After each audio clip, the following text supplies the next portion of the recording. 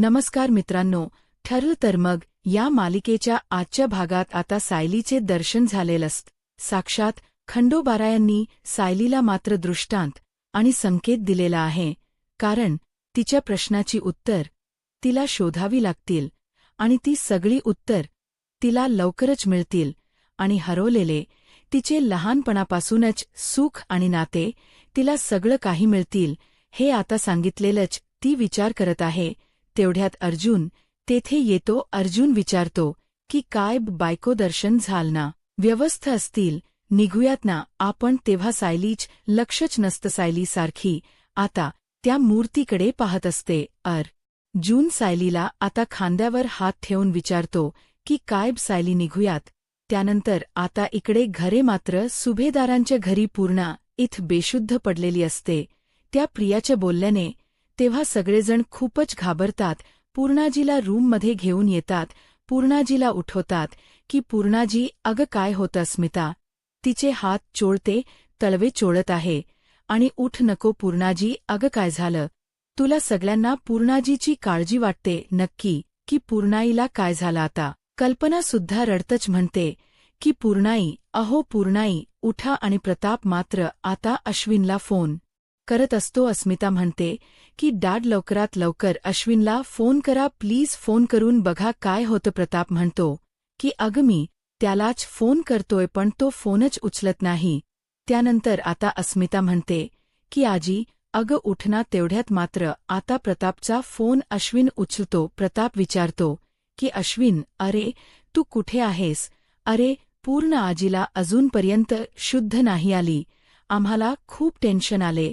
तेव्हा लवकर या म्हणून फोन ठेवतो. तर विचारते की बाबा काय झालं, काय म्हणाला. अश्विन बाबा म्हणतात की अगं तो गोईटपर्यंत आलेला आहे आणि डॉक्टरसुद्धा त्याच्या सोबतच आहे. तेव्हा कल्पना रडते. कल्पना म्हणते की पूर्णाईच्या बाबतीत नक्की काय घडतं तेच कळत नाही. कल्पनाला फारच टेन्शन येते. तर प्रताप म्हणतो की अगं कल्पना हे बघ डॉक्टर येतात, अश्विन येत आहे, त्यामुळे तू नको इतके टेन्शन घेऊस. तेवढ्यात अश्विन धावतच येतो आणि त्याच्यासोबत आता पूर्णाईच्या डॉक्टरसुद्धा असतात. तेव्हा अश्विन पूर्णाजीला म्हणतो की अग पूर्णाजी डोळे उघड, लवकरात लवकर डोळे उघड. डॉक्टर विचारतात की अन्नपूर्णा मॅडमला काय झालं. कल्पना म्हणते की मलाच कळत नाही की नंतर काय झालं. त्या हॉलमध्ये आम्ही गेलो होतोत, या हॉलमध्ये ते चक्करून पडलेल्या होत्या. तेव्हा अश्विन पूर्णाईचा बीपी वगैरे चेक करतोय. खरतर विचारतो की काय झालं अश्विन. तेव्हा अश्विन म्हणतो की पूर्णाजीचा बीपी कदाचित वाढलेला होता म्हणून चक्कर आली असेल. आता मात्र बीपी नॉर्मल दाखवत आहे. थोड्या वेळानंतर पूर्णाजी शुद्धीवर येऊ शकते. त्यानंतर अश्विन डॉक्टरांना विचारतो की डॉक्टर सरिता पूर्णाजीचा बीपी अचानक कसं वाढलं असेल. तिचे औषधं सगळी काही वेळेवर सुरू आहेत, मग असं अचानक कसं होऊ शकतं. त्यावरती आता डॉक्टर सरिता म्हणतात की मागच्या वेळेस त्यांना जो काही धक्का बसला त्यानंतर त्या काही बोलतच नव्हत्या बहुतेक. त्यांना आता असाच धक्का बसला असेल. अश्विन आता मॉम आणि डॅडला विचारतो की घरात असं काहीतरी घडलं होतं का. शॉक असण्यासारखं म्हणजे पूर्णाजीला इतका शॉक बसलेला आहे. तेव्हा आता प्रताप म्हणतो की खरंच अरे काय झालं नक्की काहीच माहिती नाही. त्यानंतर आता अर्जुन आणि सायली गाडीतून येत आहे आणि तेवढ्यात सायलीच्या मोबाईलचा अलार्म वाजतो. तर अर्जुन तिला ती ड्रायफ्रूटची बरणी देतो आणि म्हणतो की हे बघ तुझी ड्रायफ्रूट खाण्याची वेळ झालेली आहे, बायको खाऊन घे. मात्र आता सायली काहीच बोलत नसते. सायली डायरेक्ट आता ड्रायफ्रूट वगैरे खाते. तेव्हा लगेच आता अर्जुन म्हणतोय कमल आहे, कारण मंदिरात गेल्यानंतर मात्र आता काहीतरी चमत्कार झालेला दिसतोय. आता तर काहीच विचारलं नाही. आता हे सुद्धा म्हणाली नाही की मला भूक लागल्यानंतर खाईल, माझं काहीच ऐकतं नाही आणि काय वगैरे वगैरे काहीच तू म्हटली नाही. त्यावरती आता सायली म्हणते की माझं बोलून तरी काय होणार आहे, कारण तुम्ही ऐकता थोडंच माझं, शेवटी तुम्ही तुमच्या मनासारखंच करणार. तेव्हा अर्जुन म्हणतो की हो हे मात्र बरं आहे आणि जेव्हा मात्र आपलं बाळ असं हेल्दी होईल तेव्हा आता सध्या मी जे काही करतो ना त्याची किंमत समजेल. आणि हे बघ बायको, मला आता तरी खरं सांग की तुला मम्मानेच आता हे सर्व सांगितलेलं होतं नक्की? आता तुला मंदिराबद्दल कसं इतकं माहिती आहे ब्र? त्यावरती सायली म्हणते की नाही, मला आईंनी काही सांगितलेलं नव्हतं.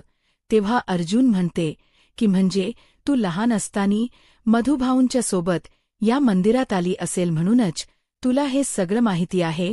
त्यावरती सायली म्हणते की नाही हो, लहान असतानी मात्र पनवेलच्या बाहेर आम्ही मधुभाऊंच्या सोबत कधी गेलोच नव्हतो. आणि हे बघा जेव हा मात्र आता आईंनी मला आता या देवळाबद्दल सांगितलेलं असतं तेव्हा अगोदर मी तुम्हाला सांगितलं असतं. आईनी या देवळाबद्दल मला अगोदर सगळं काही सांगितलेलं आहे म्हणून. त्यावर आता अर्जुन विचारतो की पण बायको, अगं तुझ्या डोक्यामध्ये मंदिराविषयीची आता इतकं सगळी काही माहिती कशी होती? त्यावरती सायली म्हणते की मला माहिती नाही. अर्जुन थोडंच हसतोय आणि म्हणतो की बायको, तू माझी मस्करी करते. माझी नक्की पूर्ण खात्री आहे की तू नक्की मधूंच्या सोबत गेली असेल. त्यावरती आता सायली म्हणते की यांना मी कसं पटवून देऊ की त्या मंदिराचा जो परिसर आहे तर या अगोदर मी खरंच बघितलेलं नाही. आणि म्हणजे मी पहिल्यांदा ते मंदिरात आले पण मला काहीतरी असं आठवतं, नक्की काहीतरी माझ्या लहानपणी सोबत घडलेलं आहे. म्हणून आजच मला समजत नाही की नक्की हे सगळं काय सुरू आहे. तेव्हा सायलीला आजीने जे बोललेलं आहे ते सर्व आठवतं की लहानपणी जेव्हा तू लहान होती कधी मंदिरात यायची का? कारण लहानपणी एक मुलगी यायची आई बाबांच्या सोबत. तिला सुद्धा भंडारा असा उधळायला फार आवडायचा, एकदम तुझ्यासारखा. आणि त्यानंतर आता ज्या मंदिरात, खंडेरायाच्या मंदिरात मात्र जे आता एक घोंगडी घेऊन बाबा आलेले आहे, त्यांनी सुद्धा सायलीला जे सांगितलेलं आहे की तुझ्या प्रश्नाची उत्तर शोधत आहे लवकरच. तुला त्या सगळ्या प्रश्नाची उत्तर आणि तुझं हरवलेलं सुख, तुला सगळं काही मिळेल. हे सगळं काही सायलीला आता आठवत असते. आणि सायली त्या सगळ्याचा विचार करत आहे. तेव्हा आता सायली विचार करते की ते महाराज मला म्हटले तसे प्रत्येक प्रश्नाच्या उत्तरांचा शोध मलाच घ्यावा लागेल. त्यामुळे आजपासून मी मात्र आता प्रत्येक गोष्टीचा विचार करत जाईल. काहीही आहे ते सगळं मला शोधावं लागेलच. तेव्हा अर्जुन विचारतो की काय झालं बायको, अगं कसला विचार करतेस आणि तू माझ्यासोबत शेअर नाही करणार का? तेव्हा आता सायली विचार करते मनामध्ये, मी जर आता यांना त्या लहान मुलीबद्दल सांगितलं आणि काय करू, यांना सांगू का? कदाचित मात्र माझ्या प्रश्नांची उत्तर यांच्याकडे असतील. तेव्हा मात्र आता सायलीला अर्जुनने ते फोटो म्हणजे तर मी कुठे आहे हे शोधायचं आहेच. परंतु त्या फोटोच तुला काय करायचं, ते फोटो तू पूर्णाकडे परत दे, कारण तुला या सगळ्याचा त्रास होतोय. म्हणून आता हे सगळं काही अर्जुनच बोलणं. सायली त्या बोलण्याचा विचार करते. तेव्हा आता सायली सांगायला सुरुवात करणारच की गेले काही दिवस मी विचार करत आहे. आणि तेवढ्यात कल्पनाचा फोन येतोय. तेव्हा अर्जुन म्हणतो की माझा फोन. तर लगेच ते घाईने फोन उचलतात. तेव्हा कल्पना विचारते की अर्जुन, अरे तुम्ही कुठे आहात? अर्जुन म्हणतो की हो, आम्ही आहोत ना, पोहोचतोच. कल्पना म्हणते की अरे आम्ही सगळेजण तुमची वाट बघत आहोत, तुम्हाला येण्यासाठी किती वेळ आहे? कल्पना घाबरत बोलत आहे. तर अर्जुन विचारतो की काय झालं माऊ, अगं तू इतकी घाबरल्यासारखं का बोलतेस? तेव्हा प्रताप कल्पनाला म्हणतो की तू कशाला त्याला हे सर्व सांगतेस? ते निघालेले आहेत ना, येतील ना घरी. आता ते घरी आल्यानंतर आपण त्यांना सगळं काही सांगूयात. तेव्हा आता कल्पना म्हणते की नाही, अरे तुम्हाला येण्यासाठी जरा उशीर झाला म्हणून जरा विचारलं. आणि अर्जुन, अरे सायली कशी आहे? अर्जुन म्हणतो की ते एकदम मजेत आहे आणि आम्ही आता लगेच पोहोचतोय. तेव्हा आता फोन ठेवल्यानंतर अर्जुन सायलीला म्हणतो की मम्मा जरा पॅनिक वाटत होती. त्यावरती सायलीला सुद्धा आता खूप टेन्शन येते. सायली विचारते की काही झालं तर नसेल ना? आणि हे बघा, मला आता खरंच खूप भीती वाटते. आपण कुठेही थांबायला नको, लगेच घरी जाऊयात. तेव्हा आता अर्जुन साईला शांत राहायला सांगतो. त्यानंतर आता इकडे प्रिया जेलमध्ये विचार करते, नक्की पूर्णाजीला हे सगळं समजलं असेल ना, नक्की काय झालं असेल. एकतर मी पत्र पाठवलं आणि एकतर फोन सुद्धा केलेला आहे, परंतु त्या पूर्णाईची दातखिळी का बसली होती. पक्क्या आतल्या गाठीची पूर्णाई आहे ती, आणि फोनवर जेव्हा मी सांगितले तेव्हा तिची जी रिएक्शन होती तरी मला कळाली नाहीच. मग तिने काय केलं असेल, घरातील सगळ्यांनाही सांगितलं असेल का आतापर्यंत. जरी तिने सांगितलं मग घरचे कोणीच का आले नसेल, नक्की सगळेजण दगड झालेले दगड. पुन्हा मात्र ती लेडीज कॉन्स्टेबलला आवाज देते, ताई ओ ताई इकडे या, येतेस का, ये ना थोडा वेळ. आता लेडीज कॉन्स्टेबल तिच्या जवळ आल्यानंतर आता ही प्रिया विचारते की ताई अहो, मला घरी पुन्हा फोन करायचा होता आणि मी पुन्हा फोन करू शकते. तर लेडीज कॉन्स्टेबल म्हणतात की अजिबात नाही, एकदा परवानगी मिळाल्यानंतर कशाला, तुला आता डबल फोन करायचा आहे. प्रिया म्हणते की हो मिळाली होती, पण कसं आहे की माझं बोलणं व्यवस्थित नाही झाले, कारण पलीकडून आवाज येणंच बंद झालं होता. मला घरच्यांशी बोलायचं होतं आणि हे बघा त्यांच्याशी जसे, मात्र आता काही बोलण्यासाठी मला काहीतरी एक वेगळं नाटक आहे का. तेव्हा लगेच आता लेडीज कॉन्स्टेबल आहे त्या ओरडतात आणि म्हणतात की मी येथे तुझं काम करण्यासाठी नोकरीला आहे का बघाव. तेव्हा नवीन ऑर्डर देत असते म्हणून ती लेडीज अन्नपूर्ण मॅडमला कसला तरी धक्का बसलेला आहेच, म्हणूनच त्यांची तात्पुरती ही नाहीशी झालेली स्मृती आहे.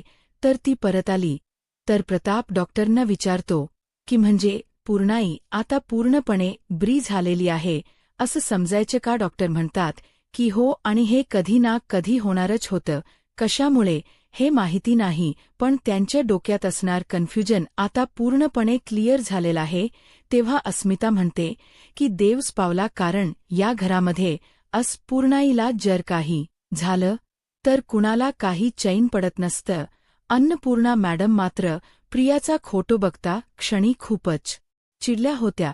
त्याच वेळेस माझ्या लक्षात आलेलं होतं, आणि खरं म्हणजे त्या काउन्सिलिंगला सुद्धा चांगला रिस्पॉन्स देत होत्या. त्यावरती अर्जुन म्हणतो की thank you so much doctor, तुम्हाला माहिती नसेल की तुम्ही आमच्यासाठी काय केलं ते. तेव्हा आता डॉक्टर म्हणतात की अहो हे बघा, आभार कसले, ते तर माझं कामच आहे आणि यापुढे मात्र माझी काही गरज लागेल असं नाही वाटत. तुम्ही सगळेजण मात्र अन्नपूर्णा मॅडमची नक्कीच काळजी घेतात आणि ऑल द बेस्ट. आता मी निघते, येऊ का आता, असे बोलून डॉक्टर निघून जातात. तेव्हा मात्र आता कल्पना म्हणते की पूर्णांजलीला कसला धक्का बसला असेल ब्र. तेव्हा आता सायली विचार करते आणि विचारते की आम्ही बाहेर गेलो होतं तेव्हा काही वेगळं घडलं होतं का. तेव्हा कल्पना म्हणते की नाही, कारण आम्ही अस्मिताच्या रूममध्ये बाळाला घेऊन होतो. बाळ रडत होतं आणि त्याच वेळेस माझा फोन वाजत होता, आणि माझा फोन जेव्हा वाजत होता तेव्हा मी पूर्णाईला फोन घ्यायला सांगितला होता. जेव्हा मी बाहेर आलो तर तेव्हा पूर्णाई खाली पडलेल्या होत्या. तेव्हा अर्जुन म्हणतो की नक्की त्या फोनवर कोणीतरी त्यांना काही शॉकिंग सांगितलं असेल का. त्यावरती आता कल्पना म्हणते की हो, अरे पण नक्की कोणाचा कॉल होता हेच मला माहिती नाही. तेव्हा अश्विन म्हणतो की मला असं वाटतं की आपण मम्माचं कॉल हिस्ट्री चेक करायला हवी. तेव्हा अर्जुन लगेच फोन घेतोय आणि मम्माचा फोन चेक करतो. तेव्हा आता अर्जुन म्हणतो की शेवटचा जो नंबर आहे तर तो अननोन नंबरवरून आलेला आहे. तो आता काम करतो आणि त्याचा मोबाईल घेऊन त्यामध्ये तो नंबर नोट डाऊन करून पाहतोय, आणि त्यानंतर मात्र आपल्याला कळेल की हा नंबर कोणाचा आहे म्हणून. तेव्हा आता तो चेक करत असतो. तर कल्पना म्हणते की चला तर, खरं तर त्या निमित्ताने मात्र आता पूर्णही ब्यातर झाल्यात. आणि तेवढ्यात चैतन्याचा फोन मात्र अर्जुनला येतोय आणि ती उद्याची तारीख आहे हेरिंगची. असं कळल्यानंतर अर्जुन म्हणतो की काय काय बोलतोस, आणि ठीक आहे मी तयारी करतो उद्याची, असे बोलून तो आता फोन ठेवतोय. त्यावरती प्रताप विचारतो की काय झालं, कोणाचा फोन होता. अर्जुन म्हणतो की चैतन्याचा फोन. सचिनने मात्र डिओस केससाठी उद्याची तारीख कोर्टाकून मागून घेतलेली आहे. ऐकल्यानंतर आता सगळ्यांना धक्काच बसतो. अश्विन म्हणतो की त्याला इतकी कसली घाई झालेली आहे, त्याने लगेच उद्याची डेट मागून घेतलेली आहे. तर तेव्हा अस्मिता म्हणते की नक्कीच त्याला डिव्होर्स देण्याची घाई झाली असेल. आणि एका दृष्टीने तर बरं झालं, मला सुद्धा असंच झालेलं आहे की डिव्होर्स प्रकरण केव्हा संपेल. तेव्हा अर्जुन म्हणतो की सचिनच्या डोक्यात नक्की काय सुरू असेल हे माहिती नाही, आणि एवढं मात्र नक्की आहे की उद्यासाठी मात्र तो काहीतरीसाठी मात्र काहीतरी त्याने खोटा प्लॅन केलेला आहे, तर अगदी मोठा. तेव्हा आता सगळेजण मात्र विचारत पडत आहे. त्यानंतर आता इकडे प्रियाच्या रूममध्ये मात्र आणखीन एक दुसरी ही गुन्हेगार आलेली आहे. ती इन्स्पेक्टर तिला आता ओरडत असते की येथे बसायचं, शांतपणे नाटक करायची नाहीत, आणि लेडीज कॉन्स्टेबलला मात्र तिच्याकडे लक्ष ठेवायला सांगते. प्रियाला मात्र ती जेवण करून घ्यायला सांगते, परंतु प्रियाला मात्र आता जेवणाऐवजी तिच्या डोक्यात हे विचार सुरू असतात की गरोदरपणाची बातमी मी सुभेदारांच्या घरापर्यंत कशी पोहोचू, नक्की काय करू. त्यासाठी मात्र आता ती प्रियाच्या शेजारी ती गुन्हेगार दुसरी आणून टाकलेली आहे, तर तिने लगेच आत्महत्या करण्याचा प्रयत्न केलेला आहे. तेवढ्यात मात्र आता ह्या लेडीज कॉन्स्टेबल वगैरे धावतच येतात आणि या इन्स्पेक्टरला आवाज देतात की मॅडम यांनी आत्महत्या करण्याचा प्रयत्न केलेला आहे, आणि मॅडम ही जिवंत आहे, हिला हॉस्पिटलमध्ये न्यावं लागेल असं म्हणतात. तेव्हा आता इन्स्पेक्टर म्हणतात की ठीक आहे, मी तिच्या घरी फोन करते आणि कळवते तिने आत्महत्या करण्याचा प्रयत्न केलेला आहे. प्रियाला मात्र हेच कारण हवं असतं ना, की काहीतरी आता तिला एक कारण सापडते. तेव्हा आता प्रिया या सगळ्याचा विचार करते की ह्या बाईने आत्महत्या करण्याचा प्रयत्न केला. लगेच तिच्या घरी सांगितलं जातं, आणि मी जर असं काहीतरी केलं, आणि मी जर आता असं काहीतरी करून मात्र सुभेदारांच्या घरामध्ये हे सगळं काही पोहोचवलं गेलं, तर मात्र काही झालं, मी जर असा प्रयत्न केला तर मात्र सुभेदारांना इथे परत यावंच लागेल. त्यानंतर सायली आणि अर्जुन आपल्या रूममध्ये आता जे एक बॅगमधील सामान वगैरे आहे ते परत ठेवत असतात.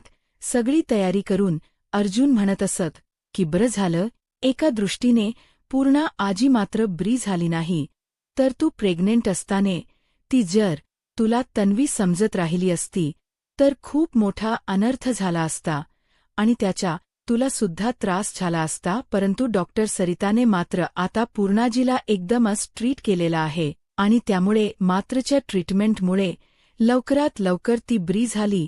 किंवा आता सायली म्हणते की पूर्णा आजी ब्या झाल्यात, याचा तर मला फार आनंद आहेच, परंतु त्या मला तन्वी म्हणून ज्या काही हाक मारायच्या ते मला खूप भारी वाटायचं. तन्वी म्हणून मारलेली हाक, ते प्रेम मला अनुभवता यायचं म्हणून सायली खूप खुश होते सांगत असते.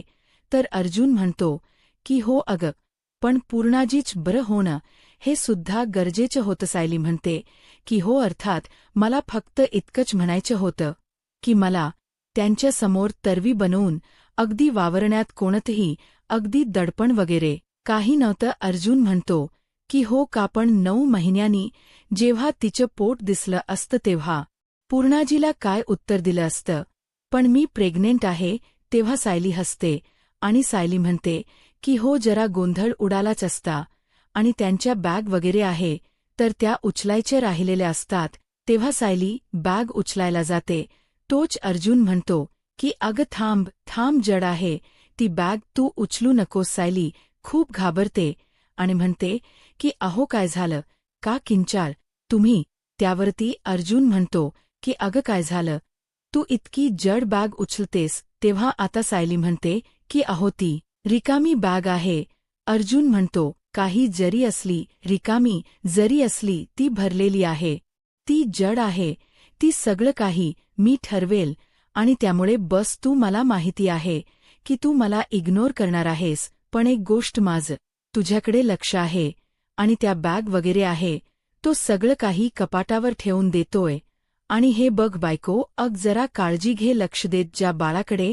तेव्हा सायली म्हणते की हो मी लक्ष देते, परंतु एक रिकामी बॅग उचलली, आभाळ कोसळल्यासारखं झालं नाही, आणि तेवढ्यात कल्पना अर्जुन आणि सायलीला आवाज देते आणि खाली बोलवतात अर्जुन आणि सायली दोघेही. आता आलो आलो करून अर्जुन म्हणतो की हे बघ बाहेर जातानी मात्र पाहे उतरताने हळूच नाहीतर मी एक काम करतो तुला उचलून घेतो. सायली म्हणते की झालं का तुमचं सुरू आणि चला. सायली म्हणते की आता उचलून घेतो सुरूच असतं काही ना काही नेहमी.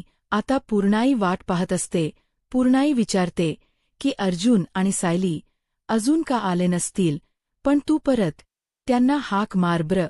तेव्हा आता प्रताप म्हणतो की अगं पूर्णाई ते खाली येतील, जरा थोडासा धीर धर. तेव्हा पूर्णाई म्हणते की कधी येतील, आणि तेवढ्यात अर्जुन आणि सायली खाली येतात. अर्जुन आणि सायली खाल्यानंतर मात्र ती सायली आणि अर्जुनला बसायला सांगते आणि म्हणते की बघ माझ्या सायलीच्या चेहऱ्यावर कसं तेज आलेलं आहे आणि होणाया आईचा चेहरा असा उजळून निघतो. तेव्हा आता सायली लाजत असते तर पूर्ण आई म्हणते की अगं लाजू नकोस, तुला काय वाटलं की मला माहिती नाही म्हणून, आणि हे बघ मी पणजी होणार आहे ना आता. तेव्हा अस्मिता ही अर्जुनची उडवते. अर्जुनला म्हणते की अर्जुन अरे बघ तुझे गाल कसे आतून लाल झालेले आहेत. तेव्हा आता पूर्णाजी मात्र सायलीने अर्जुनला आपल्या मिठीत घेते. अर्जुन म्हणतो की अगं पूर्णा तुला ही गुड न्यूज सांगायचीच होती, पण तुझी तब्येत बरोबर नव्हती म्हणून आम्ही नाही सांगितलं. तेव्हा पूर्णही म्हणते की अरे काही हरकत नाही, तुम्ही मला इतकी मोठी बातमी दिली मग मी तुमच्यावर चिडणार आहे का. आणि हे बघ माझी तन्वी कुठे आहे ते कुणालाच माहिती नाही, पण माझी पूर्ण खात्री आहे की ती मला नक्की भेटेल, आणि ती मला भेटेल किंवा नाही भेटेल हे सांगता नाही येत. सायली मला मनापासून हेच वाटतं की तुझ्या पोटी मुलगी जन्माला येईल, आणि ती पण माझ्यासाठी माझी तन्वी असेल. तुम्हीच मात्र तिच्या लहानपणी मला फारच तिचं कौतुक करता नाही आलं, त्यामुळे देवाने मात्र माझ्यासाठी तिला परत पाठवण्याचं ठरवलेलं आहे. तेव हा आता सायली विचारात पडते की त्या दिवशी सुद्धा प्रतिमाते हेच म्हणाले होते, आणि ह्या दोघींना इतकं ठामपणे माहिती आहे माझ्या पोटी तन्वी जन्माला येईल म्हणून. जे पुन्हा एकदा माझा संबंध तन्वीशी जोडला जातोय, नक्की हे सर्व असं का होत असेल याचा आता सायली बारीक विचार करत आहे. त्यानंतर मात्र आता जे रिसीट देते त्या सचिनने मात्र त्यावर अस्मिताच नाव लिहिलेलं आहे. ते रिसीट आता कोर्टामध्ये जज साहेबांना दाखवण्यात येते. सायली आणि अस्मिता हे कुणालाच काही कळत नसते की नक्की हे सर्व काय आहे. सगळ्यांना मात्र एक प्रकारचा मोठा धक्का बसलेला असतो.